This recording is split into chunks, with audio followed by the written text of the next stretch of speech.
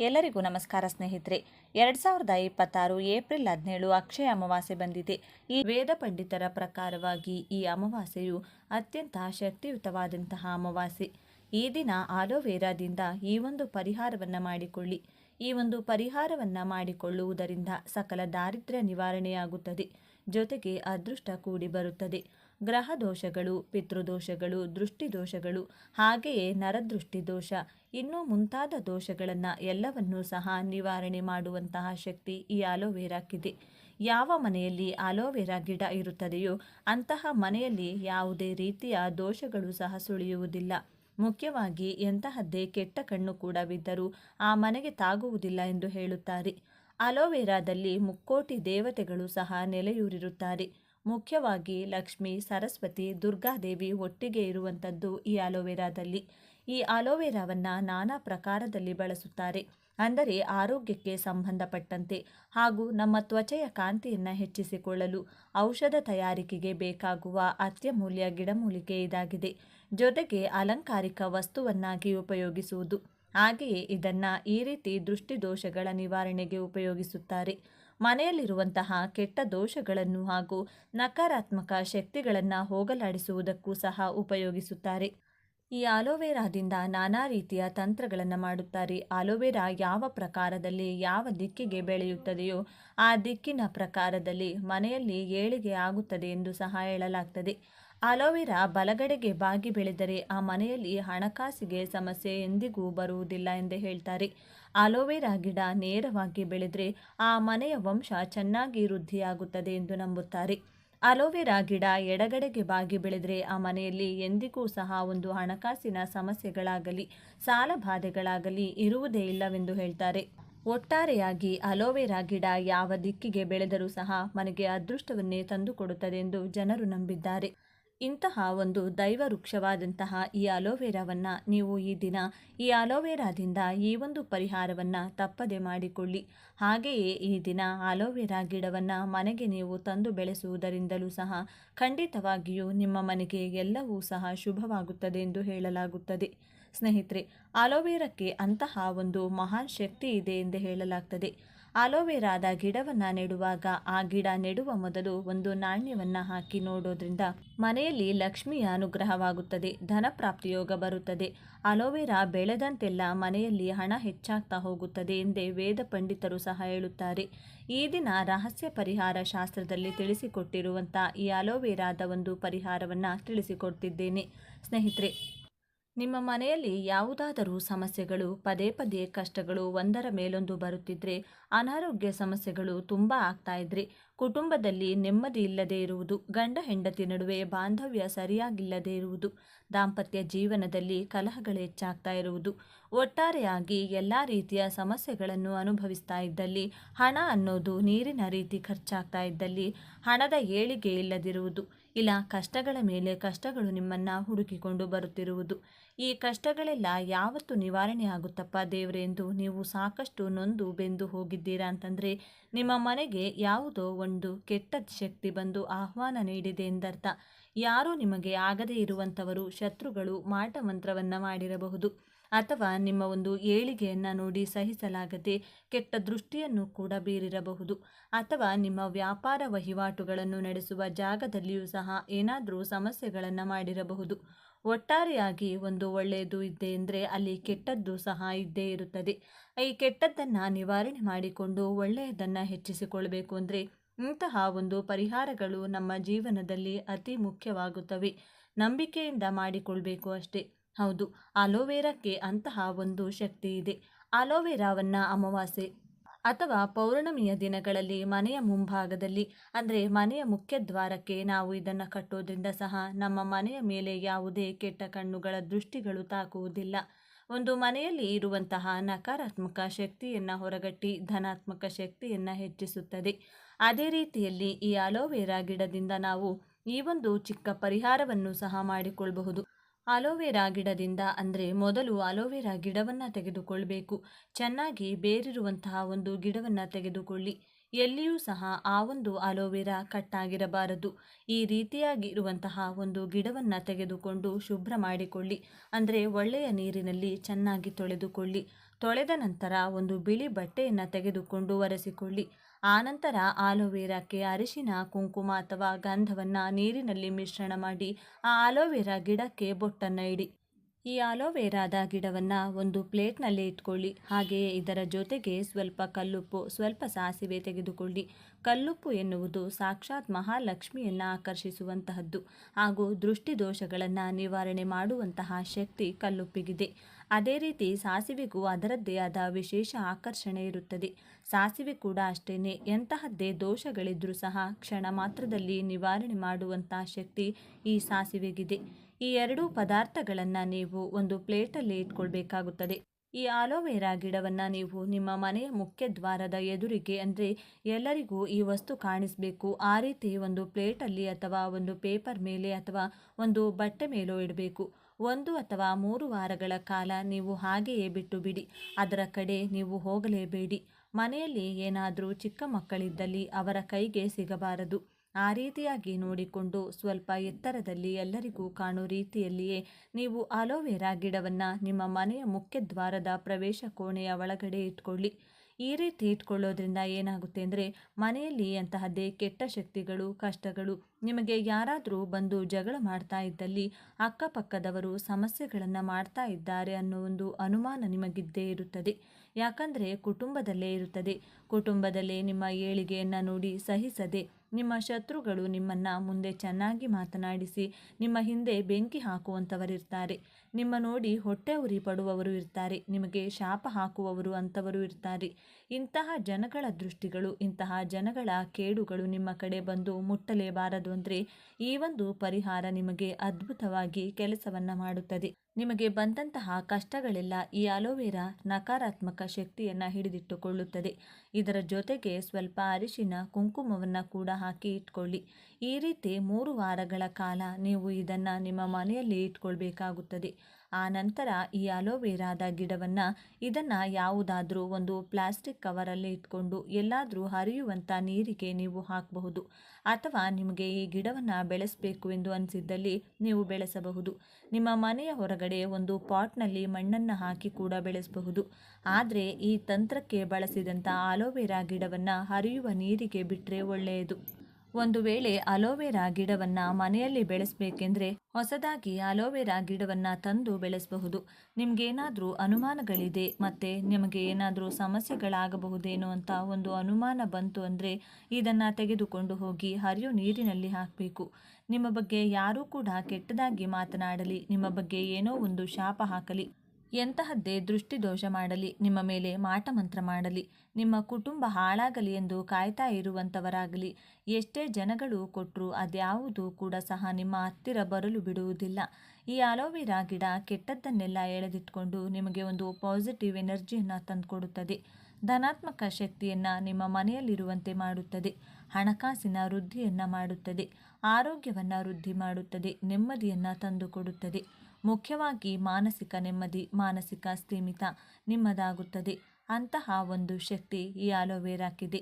ಆಲೋವೆರಾದಲ್ಲಿ ಅಂತಹ ಒಂದು ಉಪಯುಕ್ತವಾದಂತಹ ಶಕ್ತಿ ಇದೆ. ಯಾಕಂದರೆ ದೇವಾನುದೇವತೆಗಳು ಅನುಗ್ರಹಿಸುತ್ತಾರೆ. ಹಾಗೆ ನಿಮ್ಮ ಮನೆಯಲ್ಲಿ ಆಲೋವೆರಾವನ್ನು ಬೆಳೆಸ್ತಾ ಇದ್ದೀರಾ ಅಂದರೆ ಆಲೋವೆರಾಕ್ಕೆ ಯಥಾ ಪ್ರಕಾರ ನೀವು ತುಳಸಿ ಪೂಜೆಯನ್ನು ಯಾವ ರೀತಿಯಲ್ಲಿ ನಿತ್ಯ ಮಾಡ್ತೀರಿ ಅದೇ ರೀತಿ ಸ್ವಲ್ಪ ಒಂದು ಹೂವನ್ನು ಇಟ್ಟು ಸ್ವಲ್ಪ ಅರಿಶಿನ ಕುಂಕುಮವನ್ನು ಇಟ್ಟು ಪೂಜಿಸ್ತಾ ಬನ್ನಿ. ಖಂಡಿತವಾಗಿ ನಿಮ್ಮ ಮನೆಯಲ್ಲಿ ಧನಪ್ರಾಪ್ತಿ ಯೋಗ ಬರುತ್ತದೆ. ಹಣ ಯಾವ ರೀತಿಯಾಗಿ ವೃದ್ಧಿ ಆಗ್ತಾ ಹೋಗುತ್ತೆ ಅಂತ ನೋಡಿದರೆ ನೀವೇ ಆಶ್ಚರ್ಯ ಪಡ್ತೀರಾ. ಅಷ್ಟರ ಮಟ್ಟಕ್ಕೆ ಧನಪ್ರಾಪ್ತಿ ಯೋಗ ಸಹ ಬರುತ್ತದೆ. ದೇವಾನುದೇವತೆಗಳ ಅನುಗ್ರಹ ಸದಾಕಾಲ ನಿಮ್ಮ ಮನೆಯ ಮೇಲೆ ಇದ್ದೇ ಇರುತ್ತದೆ ಎಂದು ವೇದ ಪಂಡಿತರು ಸಹ ನಂಬುತ್ತಾರೆ. ಹಾಗೆಯೇ ರಹಸ್ಯ ಪರಿಹಾರ ಶಾಸ್ತ್ರದಲ್ಲೂ ಸಹ ಅಲೋವೆರಾ ಗಿಡದ ಬಗ್ಗೆ ಉಲ್ಲೇಖಿಸಿದ್ದಾರೆ. ಹಾಗಾಗಿ ತಪ್ಪದೆ ಈ ಪ್ರಕಾರದಲ್ಲಿ ತಿಳಿಸಿಕೊಟ್ಟಂಥ ರೀತಿಯಲ್ಲಿ ಅಲೋವೆರಾದಿಂದ ಈ ಚಿಕ್ಕ ತಂತ್ರಗಳನ್ನು ಮಾಡಿಕೊಳ್ಳಿ. ಈ ದಿನ ಅಲೋವೆರಾವನ್ನು ನಿಮ್ಮ ಮನೆಯ ಮುಖ್ಯ ದ್ವಾರಕ್ಕೂ ಕೂಡ ಕಟ್ಟಿಕೊಳ್ಳಬಹುದು. ಅದಕ್ಕೂ ಕೂಡ ನೀವು ನಿತ್ಯ ಪೂಜೆ ಮಾಡ್ಕೊಳ್ತಾ ಬಂದರೆ ಅಲೋವೆರಾ ಬೆಳೆದಂತೆ ನಿಮ್ಮ ಮನೆಯಲ್ಲಿರುವ ಕಷ್ಟಗಳು ನಿವಾರಣೆಯಾಗಿ ಅದೃಷ್ಟ ಬರುತ್ತದೆ ಎಂದು ಹೇಳಲಾಗ್ತದೆ. ಇವತ್ತಿನ ವಿಡಿಯೋ ಈ ಮಾಹಿತಿ ನಿಮಗೆ ಉಪಯುಕ್ತವಾಗಿದೆ ಎಂದು ನಾನು ಭಾವಿಸ್ತೇನೆ. ಮಾಹಿತಿ ಇಷ್ಟವಾದರೆ ಲೈಕ್ ಮಾಡಿ, ಶೇರ್ ಮಾಡಿ. ನೀವು ಹೊಸಬರಾಗಿದ್ದರೆ ಈಗಲೇ ನಮ್ಮ ಚಾನಲ್ಗೆ ಸಬ್ಸ್ಕ್ರೈಬ್ ಮಾಡ್ಕೊಳ್ಳಿ. ಎಲ್ಲರೂ ಭಕ್ತಿಯಿಂದ ಓಂ ಶ್ರೀ ಮಹಾಲಕ್ಷ್ಮಿ ನಮಃ ಅಂತ ಕಮೆಂಟ್ ಮಾಡಿ. ಎಲ್ಲರಿಗೂ ಶುಭವಾಗಲಿ. 2026 ಏಪ್ರಿಲ್ 17 ಅಕ್ಷಯ ಅಮಾವಾಸ್ಯೆ ಬಂದಿದೆ. ಈ ಶಕ್ತಿಶಾಲಿ ಈ ದಿನ ಬಿಳಿ ಬಣ್ಣದ ಪುಷ್ಪದಿಂದ ದಾರಿದ್ರ್ಯವನ್ನ ಹೇಗೆ ಕಳೆದುಕೊಳ್ಳಬಹುದು, ಬೆಲ್ಲದಿಂದ ಯಾವ ಕೆಲಸವನ್ನ ಈ ದಿನ ಮಾಡಿದ್ರೆ ಕುಲದೇವರ ಅನುಗ್ರಹ ಸಿಗುತ್ತದೆ, ಮಹಾಲಕ್ಷ್ಮಿ ಅನುಗ್ರಹ ಪ್ರಾಪ್ತಿಯಾಗಿ ಹಣದ ಏಳಿಗೆ ಆಗುತ್ತದೆ ಅಂತ ಇವತ್ತಿನ ಈ ವಿಡಿಯೋದಲ್ಲಿ ಸಂಪೂರ್ಣವಾಗಿ ತಿಳಿಸಿಕೊಡ್ತೀವಿ. ಬನ್ನಿ. ನೀವು ಎಷ್ಟೇ ಕಠಿಣ ಕಷ್ಟದಲ್ಲಿದ್ದರೂ ನಿಮ್ಮ ಕೋರಿಕೆಗಳನ್ನು ನೆರವೇರಿಸುವ ಅದ್ಭುತವಾದ ದಿನ. ಅಷ್ಟಸಿದ್ಧಿಗಳ ಶಕ್ತಿ, ಕಾಲಭೈರವನ ಅನುಗ್ರಹ, ದುರ್ಗಾದೇವಿ ಮಹಾಲಕ್ಷ್ಮಿಯ ಕೃಪೆಗೆ ಈ ದಿನ ಅರಿಶಿನದ ಕೊಂಬು ಹಾಗೂ 8 ನಾಣ್ಯಗಳಿಂದ ಯಾವ ಕೆಲಸವನ್ನ ತಪ್ಪದೇ ಮಾಡಬೇಕು. ಮುತ್ತೈದೆಯರಿಗೆ ಈ ದಿನ ಯಾವ ಮಾತನ್ನ ಹೇಳಿದ್ರೆ ಐಶ್ವರ್ಯ ಪ್ರಾಪ್ತಿಯಾಗುತ್ತದೆ ಎಂದು ಸಂಪೂರ್ಣವಾಗಿ ತಿಳಿಸಿಕೊಡ್ತೇವೆ. ಬನ್ನಿ. ಅದಕ್ಕೂ ಮುಂಚೆ ನೀವಿನ್ನು ಚಾನಲ್ಗೆ ಸಬ್ಸ್ಕ್ರೈಬ್ ಆಗಿಲ್ಲ ಅಂದರೆ ಈಗಲೇ ಸಬ್ಸ್ಕ್ರೈಬ್ ಆಗಿ, ಹಾಗೆ ವಿಡಿಯೋಗೆ ಲೈಕ್ ಮಾಡಿ, ವಿಡಿಯೋ ಸ್ಕಿಪ್ ಮಾಡದೆ ಕೊನೆ ತನಕ ನೋಡಿ. ಎಲ್ಲರೂ ಭಕ್ತಿಯಿಂದ ಓಂ ಶ್ರೀ ಮಹಾಲಕ್ಷ್ಮಿ ನಮಃ ಅಂತ ಕಮೆಂಟ್ ಮಾಡಿ. ದಾರಿದ್ರ್ಯ ದೋಷ ನಿಮಗಿದೆಯಾ ಇಲ್ಲವಾ ಎಂಬುದು ಸರಿಯಾಗಿ ತಿಳಿಯಲು ಈ ಲಕ್ಷಣಗಳು ನಿಮ್ಮ ಜೀವನದಲ್ಲಿ ಇರುತ್ತದೆಯೇ ಎಂದು ಮೊದಲು ನೋಡಿಕೊಳ್ಳಿ. ಎಷ್ಟೇ ಹಣ ಸಂಪಾದನೆ ಮಾಡಿದರೂ ಕೈನಲ್ಲಿ ದುಡ್ಡು ನಿಲ್ಲದೇ ಇರೋದು, ಒಂದು ಊರಿನಿಂದ ಮತ್ತೊಂದು ಊರಿಗೆ ಸದಾ ಅಲೆಯೋದು, ನಿಮ್ಮ ಮಾತನ್ನ ಯಾರು ಕೇಳದೇ ಇರೋದು, ನಿಮ್ಮನ್ನ ಎಲ್ಲರೂ ನಿರ್ಲಕ್ಷ್ಯ ಮಾಡೋದು, ಯಾವುದೇ ಕೆಲಸಕ್ಕೆ ಕೈ ಹಾಕಿದರೂ ದೌರ್ಭಾಗ್ಯ, ಜನ್ಮ ಕುಂಡಲಿಯಲ್ಲಿ ದರಿದ್ರ ದೋಷಗಳಿದ್ರೆ ಜೀವನದಲ್ಲಿ ಎಷ್ಟೇ ಸಂಪಾದನೆ ಮಾಡಿದರೂ ಶ್ರೀಮಂತರಾಗಲು ಸಾಧ್ಯವಾಗುವುದಿಲ್ಲ. ಬಂಧು ಮಿತ್ರರು, ಗಂಡ ಹೆಂಡತಿ ಒಬ್ಬರನ್ನ ಕಂಡರೆ ಒಬ್ಬರಿಗೆ ಆಗುವುದಿಲ್ಲ. ರಾಜರಂತೆ ಬದುಕಿದ್ದರೂ ಈಗ ಸೇವಕರಂತೆ ಜೀವನ ಮಾಡ್ತಾ ಇರೋದು. ಈ ರೀತಿ ದೋಷಗಳಿದ್ರೆ ಆ ದೋಷದಿಂದ ಹೊರಬರಲು ಈ ದಿನ ಹರಿಯುವ ನೀರಿನಲ್ಲಿ ಬಿಳಿ ಬಣ್ಣದ ಪುಷ್ಪಗಳನ್ನು ಬಿಟ್ಟು ಬರಬೇಕು. ಈ ದಿನ ಹರಿಯುವ ನೀರಿಗೆ ಬಿಳಿ ಬಣ್ಣದ ಪುಷ್ಪಗಳನ್ನು ಬಿಡಲು ಸಾಧ್ಯವಾಗಿಲ್ಲ ಎಂದರೆ 9 ಗುರುವಾರಗಳ ಹರಿಯುವ ನೀರಿನಲ್ಲಿ ಬಿಳಿ ಬಣ್ಣದ ಪುಷ್ಪಗಳನ್ನು ನಿಮ್ಮ ಕೈನಿಂದ ಬಿಟ್ಟು ಬಂದರೆ ದೌರ್ಭಾಗ್ಯ ದೋಷಗಳು, ಜಾತಕದಲ್ಲಿರುವ ದರಿದ್ರ ದೋಷಗಳು ಖಂಡಿತವಾಗಿಯೂ ದೂರವಾಗಿ ಆರ್ಥಿಕ ಏಳಿಗೆಯನ್ನ ನೀವು ಕಾಣಬಹುದು. ಶಿವಾಲಯಕ್ಕೆ ಹೋಗಿ ಈ ದಿನ ಶಿವನಿಗೆ ಅಂದಿನಿಂದ ಅಭಿಷೇಕ ಮಾಡಬೇಕು. ಅಭಿಷೇಕವನ್ನ ನಿಮ್ಮ ಮನೆಯಲ್ಲೂ ಕೂಡ ಮಾಡಿಕೊಳ್ಳಬಹುದು. ಈ ದಿನ ನಿಮ್ಮ ಕುಲದೇವರಿಗೆ, ಮನೆದೇವರಿಗೆ ಬೆಲ್ಲದ ಆರತಿಯನ್ನ ಮಾಡಬೇಕು.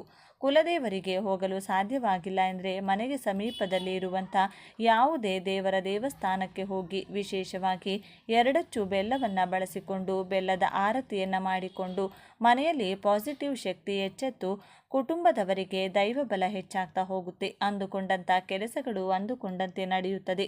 ಕೆಟ್ಟ ಕಾಲವನ್ನು ಕೂಡ ಬದಲಿಸುವ ಅತ್ಯಂತ ಶಕ್ತಿಯುತ ದಿನವಾಗಿದೆ. ಈ ದಿನ ಮಾಡುವ ಒಂದೆರಡು ಪರಿಹಾರಗಳು ಅದೆಷ್ಟೋ ದಿನಗಳ ಕಾಲ ಕಷ್ಟಗಳು ಬಾರದಂತೆ ತಡೆಯುತ್ತದೆ.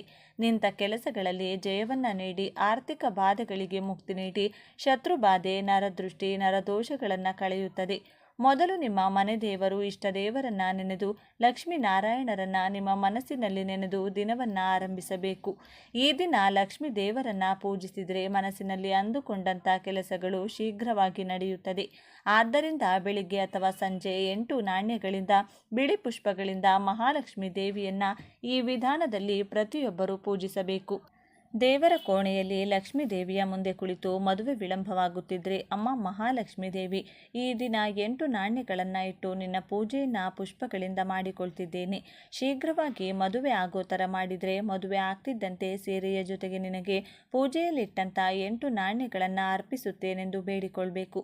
ಸುಬ್ರಹ್ಮಣ್ಯ ಅಷ್ಟಕ, ಲಲಿತ ಸಹಸ್ರನಾಮ ಪಾರಾಯಣವನ್ನು ಮಾಡಬೇಕು. ಹಣಕಾಸು ಸಾಲದ ಸಮಸ್ಯೆ ಹೆಚ್ಚಾಗಿದ್ದರೆ, 1 ರೂಪಾಯಿಗೂ ಕಷ್ಟ ಆಗ್ತಿದ್ರೆ 8 ನಾಣ್ಯಗಳನ್ನು ಇಟ್ಟು ಹಣದ ಸಮಸ್ಯೆ ಸುಧಾರಣೆ ಆಗ್ತಿದ್ದಂತೆ ಲಕ್ಷ್ಮೀ ದೇವಿಗೆ ಸೀರೆಯ ಜೊತೆಗೆ ನಾಣ್ಯ, ಬಳೆ, ಅರಿಶಿನ, ಕುಂಕುಮ ಕೊಡ್ತೇನೆಂದು ಬೇಡಿಕೊಳ್ಬೇಕು. ಉದ್ಯೋಗದ ಸಮಸ್ಯೆ ಇದ್ದವರು ಇದೇ ರೀತಿ ಬೇಡಿಕೊಳ್ಳಿ. ಅಮ್ಮನವರಿಗೆ ಬಿಡಿ ಸೇವಂತಿಗೆ ಪುಷ್ಪಗಳು, ಮಲ್ಲಿಗೆ, ಗುಲಾಬಿ, ಕೆಂಪು ದಾಸವಾಳದಿಂದ ಪೂಜಿಸಬೇಕು. ಇನ್ನು ಸಂಜೆಯ ಸಮಯದಲ್ಲಿ ಕಾಲಭೈರವ ಹಾಗೂ ವರಾಹಿ ದೇವಿಯನ್ನ ಪೂಜಿಸಬೇಕು. ಮನೆಯಲ್ಲಿ ಕಾಲಭೈರವನ ಫೋಟೋ ಅಥವಾ ವಿಗ್ರಹ ಇದ್ರೆ 21 ಅರಿಶಿನದ ಕೊಂಬಿನ ಮಾಲೆಯನ್ನ ತಯಾರಿಸಿ ಅರ್ಪಿಸಿ. ಇಲ್ಲ ಮನೆಗೆ ಸಮೀಪದಲ್ಲಿ ಕಾಲಭೈರವನ ಗುಡಿ ಇದ್ರೆ, ವಾರಾಹಿ ದೇವಿಯ ಗುಡಿ ಇದ್ರೆ ಅರಿಶಿನದ ಮಾಲೆಯನ್ನ ನೀಡಿ ಬನ್ನಿ. ಇದರಿಂದ ನಿಮಗೆ ತಿಳಿಯದೆ ಬರುವಂತಹ ಕಂಟಕಗಳು ದೂರವಾಗುತ್ತದೆ. ಶಿವನ ರೂಪವಾದ ಕಾಲಭೈರವನು ವಿವಿಧ ಕಂಟಕಗಳನ್ನು ದೂರ ಮಾಡಿ ರಕ್ಷಿಸುತ್ತಾನೆ. ನಿಮ್ಮ ಪರಿಸ್ಥಿತಿಯನ್ನು ಅರ್ಥ ಮಾಡಿಕೊಂಡು ಕಷ್ಟಗಳಿಂದ ಪಾರು ಮಾಡುತ್ತಾನೆ. ಯಾವುದೇ ಕೋರಿಕೆಗಳಿರಲಿ ಭಕ್ತಿಯಿಂದ ಬೇಡಿಕೊಂಡು ಅರಿಶಿನದ ಮಾಲೆಯನ್ನ ಕಾಲಭೈರವನಿಗೆ ಅರ್ಪಿಸಿ. ಮನೆಯಲ್ಲಿ ವಾರಾಹಿ ದೇವಿ ಚಿತ್ರಪಟ ಅಥವಾ ವಿಗ್ರಹ ಇದ್ರೆ ಅಮ್ಮನವರಿಗೂ ಅರಿಶಿನದ ಕೊಂಬಿನ ಮಾಲೆಯನ್ನ ಹಾಕ್ಬೋದು. ಕಾಲಭೈರವನ ಗುಡಿಗಳಲ್ಲಿ ಮನೆಯ ಹೊರಭಾಗದಲ್ಲಿ ಈ ದಿನ ಕುಂಬಳಕಾಯಿಯ ದೀಪಾರಾಧನೆ ಮಾಡಿದರೆ ತುಂಬ ಒಳ್ಳೆಯದು. ದೀಪ ಬೆಳಗಿಸಲು ಸಾಧ್ಯವಾಗಿಲ್ಲ ಎಂದರೆ ಕುಂಬಳಕಾಯಿಯ ಒಳಗಡೆ ಕರಿಮೆಣಸು, ಬಿಳಿ ಸಾಸಿವೆ, ಸ್ವಲ್ಪ ಕಪ್ಪು ಎಳ್ಳು, 2 ಒಣಮೆಣಸಿನಕಾಯಿ ಹಾಕಿ ನಿಮ್ಮ ಮನೆಯ ಬಾಗಿಲಿಗೆ ಮನೆಯ ಪ್ರತಿ ಸದಸ್ಯರ ತಲೆಯ ಸುತ್ತ, ನಿಮ್ಮ ತಲೆಯ ಸುತ್ತ ಎಡಭಾಗದಿಂದ ಬಲಭಾಗಕ್ಕೆ 3 ಬಾರಿ, ಬಲದಿಂದ ಎಡಕ್ಕೆ 3 ಬಾರಿ ದೃಷ್ಟಿ ತೆಗೆದು ಮನೆಯ ಹೊರಭಾಗದಲ್ಲಿ ಸಂಜೆಯ ಸಮಯದಲ್ಲಿ ಹೊಡೆಯಬೇಕು. ಈ ಎಲ್ಲ ವಸ್ತುಗಳನ್ನು ಹಾಕಿ ಕುಂಬಳಕಾಯಿ ಹೊಡೆಯುವುದರಿಂದ ನಿಮ್ಮ ಮನೆಗಿದ್ದ ನಿಮಗಿದ್ದ ಎಂಥದ್ದೇ ದೃಷ್ಟಿ, ಶತ್ರುಗಳ ಕೆಟ್ಟ ಕಣ್ಣಿದ್ದರೂ ನಾಶವಾಗುತ್ತದೆ. ಹಣಕಾಸಿನ ಸಮಸ್ಯೆ, ಆರೋಗ್ಯ, ಮಾನಸಿಕ ಕಿರಿಕಿರಿ, ವ್ಯಾಪಾರ ನಷ್ಟ, ಯಾವುದೇ ರೀತಿಯ ಕಷ್ಟಗಳು ದೂರವಾಗಿ ನಿಮ್ಮ ಕೆಟ್ಟ ಕಾಲ ಅಂತ್ಯವಾಗಿ ಉತ್ತಮ ಕಾಲ ಬರುತ್ತದೆ. ಈ ದಿನ ಸ್ತ್ರೀಯರನ್ನ ಯಾರು ಮಹಾಲಕ್ಷ್ಮಿ ರೂಪದಲ್ಲಿ ನೋಡ್ತಾರೋ ಅವರಿಗೆ ಎಂದಿಗೂ ಸಂಪತ್ತು ಕರಗೋದಿಲ್ಲ. ತಾಯಿ ಮಹಾಲಕ್ಷ್ಮಿಯ ಅನುಗ್ರಹದಿಂದ ಅಭಿವೃದ್ಧಿಯಾಗುತ್ತದೆ. ಅಲ್ಲಿರುವ ಹಿರಿಯ ಸ್ತ್ರೀಯ ಕಾಲಿಗೆ ಬಿದ್ದು ಆಶೀರ್ವಾದ ಪಡೆಯಬೇಕು. ವಿಧವೆಯರನ್ನ ಕೂಡ ಈ ದಿನ ಗೌರವಿಸಬೇಕು. ಮನೆಗೆ ಮುತ್ತೈದೆಯರನ್ನ ಮಹಾಲಕ್ಷ್ಮಿ ರೂಪದಲ್ಲಿ ಕರೆದು ಅರಿಶಿನ, ಕುಂಕುಮ, ಎಲೆ ಅಡಿಕೆ, ಬಳೆಯನ್ನ ಕೊಟ್ಟು ಸತ್ಕರಿಸಬೇಕು. ನಿಮ್ಮ ಶಕ್ತಿಗೆ ಅನುಸಾರ ಮುತ್ತೈದೆಯರನ್ನ ಕಾಲಾಷ್ಟಮಿಯ ದಿನ ಕರೆಸಿ ಸತ್ಕರಿಸಿದರೆ ಮಹಾಲಕ್ಷ್ಮಿ ದೇವಿಯೇ ಮನೆಗೆ ಬಂದು ಅರಸುತ್ತಾಳೆ. ದೇವಿ ರೂಪದಲ್ಲಿ ಪ್ರತಿ ಸ್ತ್ರೀಯರನ್ನು ಈ ದಿನ ಗೌರವಿಸಿದ್ರೆ ಇನ್ನು ಮುಂದಿನ ದಿನಗಳಲ್ಲಿ ನಿಮಗೆ ಹಣದ ಸಮಸ್ಯೆಗಳೇ ಬಾರದಂತೆ ದೇವಿ ಕಾಪಾಡುತ್ತಾಳೆ. ಈ ದಿನ ಕಾಲಭೈರವನ ಪೂಜೆ ಮಾಡಿದರೆ ಶನಿದೋಷಗಳು ಕೂಡ ದೂರವಾಗುತ್ತದೆ. ಈ ದಿನ ದಶರಥ ಶನಿ ಸ್ತೋತ್ರವನ್ನ ನವಗ್ರಹಗಳ ಮುಂದೆ ಕುಳಿತು ಹೇಳಿದರೆ, ಕಾಲಭೈರವನ ಮುಂದೆ ಕುಳಿತು ಕೇಳಿದರೆ 7.5 ಶನಿದೋಷದ ತೀವ್ರತೆ ಕಡಿಮೆಯಾಗುತ್ತದೆ. ಕಾಲಭೈರವನ ಗುಡಿಯಲ್ಲಿ 2 ನಿಮಿಷಗಳ ಕಾಲ ನಿರಂತರವಾಗಿ ಗಂಟೆಯ ಶಬ್ದವನ್ನ ಮಾಡಿ ನಂತರ ಕಾಲಭೈರವಾಷ್ಟಕ ಕೇಳಿದರೆ ಕಷ್ಟಗಳೆಲ್ಲ ಕ್ಷಣ ಮಾತ್ರದಲ್ಲಿ ದೂರವಾಗುತ್ತದೆ. ಈ ದಿನ ಶ್ವಾನಗಳಿಗೆ ಆಹಾರ ಹಾಕಿದರೆ ತುಂಬ ಒಳ್ಳೆಯದು.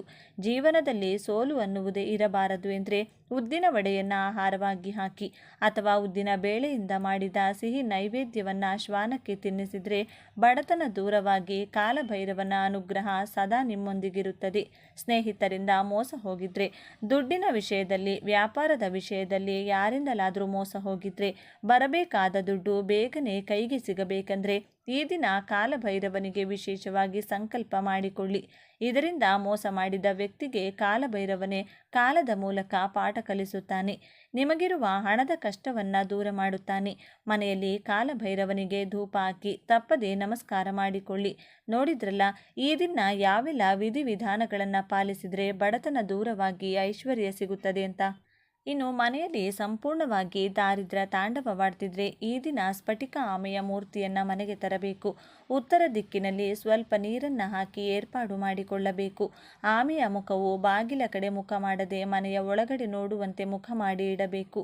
ಇದರಿಂದ ಲಕ್ಷ್ಮೀ ಕೃಪೆ, ವಿಷ್ಣು ದೇವರ ಕೃಪೆ ಪ್ರಾಪ್ತಿಯಾಗುತ್ತದೆ.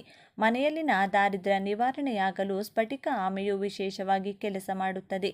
ಮನೆಯಲ್ಲಿ ಸದಾ ದುಡ್ಡು ನಿಲ್ಲುತ್ತಿಲ್ಲ, ಯಾವಾಗಲೂ ಜಗಳ, ನೆಗೆಟಿವ್ ಶಕ್ತಿ ಹೆಚ್ಚಾಗಿದೆ ಅಂದರೆ ಈ ದಿನ ಮನೆಗೆ ಸ್ಫಟಿಕ ಆಮೆಯ ಮೂರ್ತಿಯನ್ನು ತಪ್ಪದೇ ತನ್ನಿ. ಈ ಪರಿಹಾರಗಳು ಜೀವನದಲ್ಲಿ ಹಂತ ಹಂತವಾಗಿ ಏಳಿಗೆಯನ್ನು ನೀಡಲು ಕಾರಣವಾಗುತ್ತದೆ.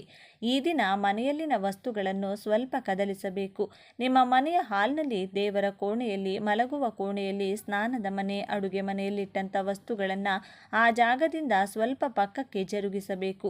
ಈ ಕೆಲಸವನ್ನು ಮಾಡ್ತಾ ಬನ್ನಿ. ಆ ವಸ್ತುಗಳು ಇಟ್ಟಂಥ ಜಾಗದಲ್ಲಿದ್ದಾಗ ಬರುವಂತಹ ನೆಗೆಟಿವ್ ಶಕ್ತಿಗಳು ಕಡಿಮೆಯಾಗಿ ಆ ವಸ್ತುಗಳಿಂದ ಮನೆಗೆ ಪಾಸಿಟಿವ್ ಶಕ್ತಿ ಹೆಚ್ಚಾಗ್ತಾ ಹೋಗುತ್ತೆ. ಮನೆಯಲ್ಲಿ ಎಷ್ಟೋ ಬದಲಾವಣೆಗಳು ಇದರಿಂದ ಉಂಟಾಗುತ್ತದೆ. ಇನ್ನು ಈ ದಿನ ಬಿಳಿ ಸಾಸಿವೆಯನ್ನು ಬಳಸಿ ಮನೆಯ ಎಲ್ಲ ಮೂಲೆ ಮೂಲೆಗಳಿಗೂ ಧೂಪವನ್ನು ಹಾಕಬೇಕು. ಬಿಳಿ ಸಾಸಿವೆಗೆ ಎಂಥದ್ದೇ ನಕಾರಾತ್ಮಕ ಶಕ್ತಿಗಳನ್ನು ದೂರ ಮಾಡುವ ಅದ್ಭುತ ಶಕ್ತಿ ಇರುತ್ತದೆ.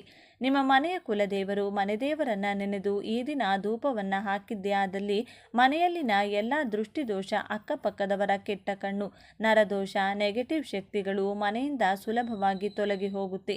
ಮನೆಯಲ್ಲಿ ನೆಗೆಟಿವ್ ಶಕ್ತಿ ಅನ್ನೋದೇ ಇರೋದಿಲ್ಲ. ಆಗ ಮನೆಗೆ ನಿರಂತರವಾಗಿ ಧನಾಗಮನ, ಅದೃಷ್ಟ, ದೈವಬಲ ಪ್ರಾಪ್ತಿಯಾಗುತ್ತದೆ. ಈ ದಿನ ರಾತ್ರಿ ಸಮಯದಲ್ಲಿ ಚಂದ್ರನ ಬೆಳಕಿನಲ್ಲಿ ಕುಳಿತು ಲಲಿತ ಸಹಸ್ರನಾಮ ಪಾರಾಯಣ ಮಾಡಬೇಕು. ಸಾಕ್ಷಾತ್ ಶಿವ ಪಾರ್ವತಿಯರ ಅನುಗ್ರಹ ಪ್ರಾಪ್ತಿಯಾಗಿ ನಿಮಗಿರುವ ಸಕಲ ಆರೋಗ್ಯ ಸಮಸ್ಯೆ, ಶತ್ರುಬಾಧೆ, ಹಣಕಾಸಿನ ಸಂಕಷ್ಟಗಳು ಇದರಿಂದ ದೂರವಾಗುತ್ತದೆ. ಈ ದಿನ ಮರೆಯದೆ ನಿಮ್ಮ ಕುಲದೇವರಿಗೆ ಅಥವಾ ದುರ್ಗಾ ಮಾತೆಗೆ, ಲಲಿತಾದೇವಿಗೆ ಪರಮಾನ್ನವನ್ನು ನೈವೇದ್ಯ ಮಾಡಿ. ಸಾಧ್ಯವಾಗದಿದ್ದರೆ ಸಿಹಿ ಪೊಂಗಲನ್ನು ಕೂಡ ನೈವೇದ್ಯ ನೈವೇದ್ಯವಾಗಿಡಬಹುದು. ಇದರಿಂದ ನಿಮ್ಮ ಮನೆ ದೇವರ ಅನುಗ್ರಹ ಸಿಗುತ್ತದೆ.